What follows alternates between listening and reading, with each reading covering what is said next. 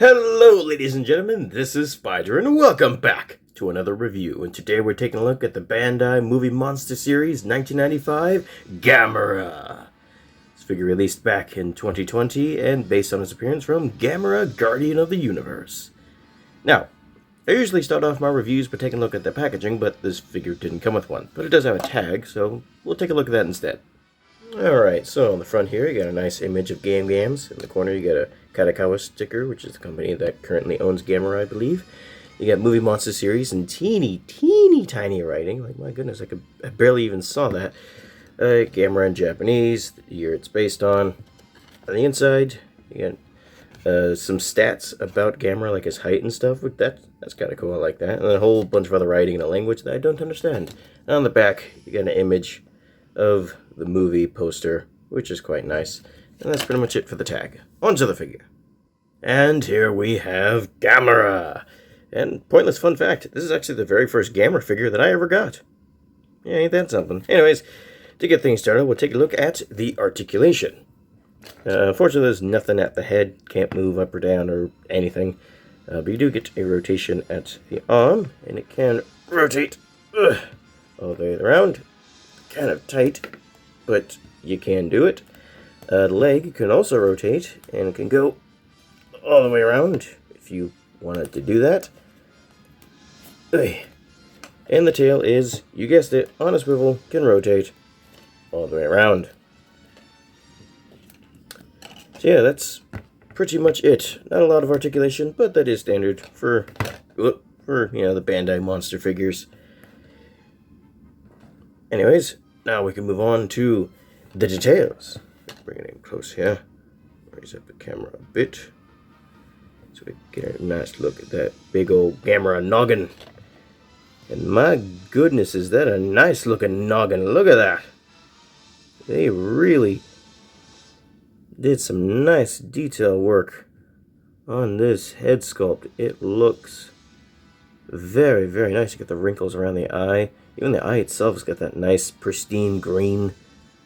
It looks very, very nice. You got the tusk, you get the inside of the mouth, which is also detailed very nicely. You get all the teeth, which are individually sculpted and painted, both on the top and the bottom. That looks very, very nice.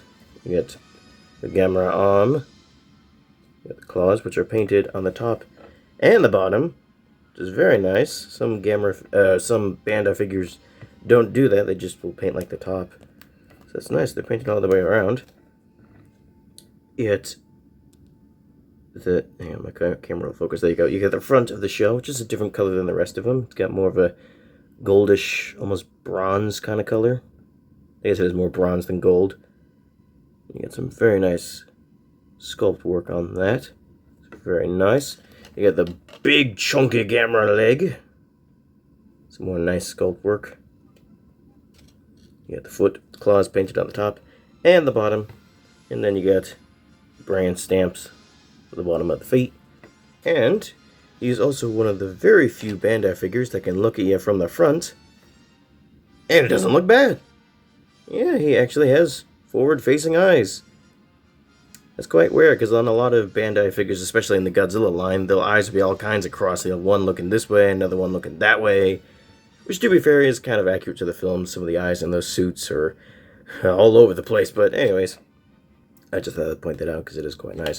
Anyways, now we can focus onto the back of the figure. I want to lower the camera because I want to get this all in frame.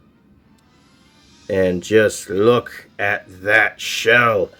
My goodness, they did an amazing job sculpting this shell. It looks fantastic. It's so nice. They did such a good job. It almost doesn't look like one solid piece. It looks like it's made up of several chunks of armor. Just very nice. And it's not completely smooth. They also, come on, camera focus. There we go. They added in like some rough patches to it as well. I just bumped the camera with the tail. Whoops. Yeah, this shell just looks amazing. I can't get over how good this looks. Let me raise the camera up a little bit more. Dang tag getting in the way.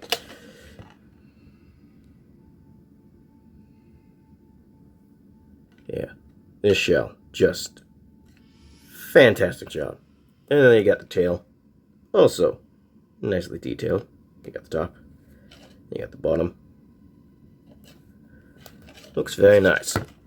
And overall, the figure itself looks very, very nice. They did an excellent job on the sculpt and the detail. Some people might complain about a lack of paint that's too plain looking, but that's just kind of what Gamera looked like in the film. You know? Even the shell, like, yeah, it's one solid color, but that's just how his shell looks like. You know? Gamera is not exactly a character known for having a large color palette. So yeah, I think they did a very fine job with this figure. Yeah, I mean, it's detailed so well that I wish it was more well articulated, because this would be a really cool figure to just kind of, you know, pose and have fun with. But it's just got the standard, you know, 5 points of articulation, which is fine, because even just standing in a neutral pose, he still looks really cool. I really like the way this figure looks. I think they did just a really good job. And I'm basically just repeating the same thing over and over again, just saying how good the figure looks. So I think we can move on to the size comparisons. So to start things off, as always, here it is with a Lego minifigure, with the Pack of Destruction minifigure Mothra, and the Pack of Destruction minifigure Godzilla.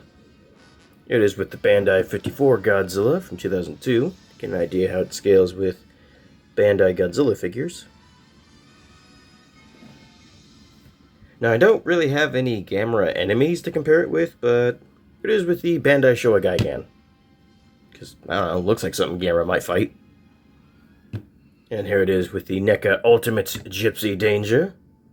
Why? Well, because Gamera actually had a brief cameo in the second Pacific Rim movie, as well as a couple other Gamera monsters. Ain't that neat?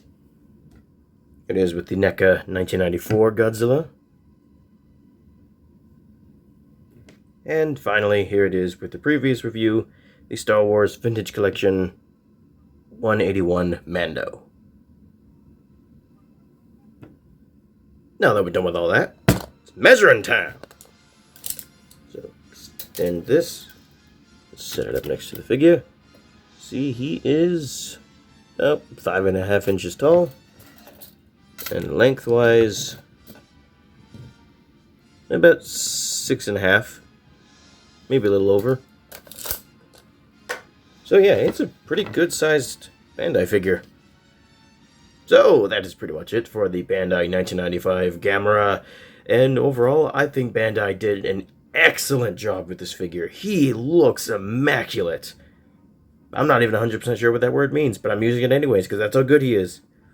Now, if you wanted this figure for yourself, on eBay, he is kind of expensive, usually going for $30 or more, which I don't think he is worth that price. I mean, it's a Bandai figure, so they are kind of simple, so you really shouldn't be paying more than like $20, $25 for these types of figures. I think $30 is quite a bit. But I do see some that are cheaper, but they are fewer and far between. So if you really want this one, I say wait until you can find one for a cheaper price, because, yeah, he good, but he ain't $30 good. Anyways, that's all I've got to say. Hope you all enjoyed. See you later. Sayonara. Bye.